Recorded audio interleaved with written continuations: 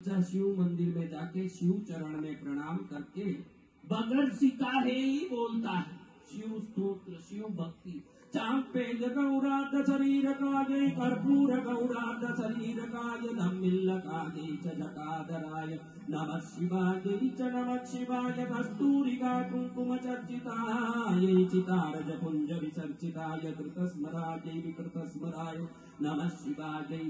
शिवाय जनकनक कंकन नूपुराय पादाब्जराज मणिनूपुराय देवांगदाय भुजगांगदाय नमः शिवाय विशाल नीलोत्पललोचनाय विकासी भंगेरुहलोचनाय समेक्षणाय विषमेक्षणाय नमः शिवाय मंदारमाला कलिदानकाय कपालमालांसित गंधराय दिव्यांबराय दिगंबराय नमः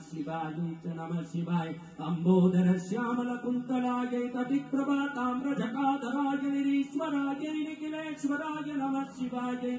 शिवाय प्रपंच सृष्टि उन्मुखलाशिताय समस्त संहारक तांडवाय जगज्जनन्यै जगते कवित्रे नमः शिवाय प्रदीप्त रत्नोत्पल कुंडलाय सुरन् महापन्नकभूषणाय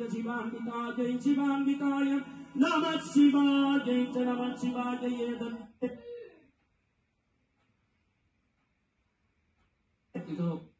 कालम भूज्ञात सदा तस्य समस्त सिद्धि।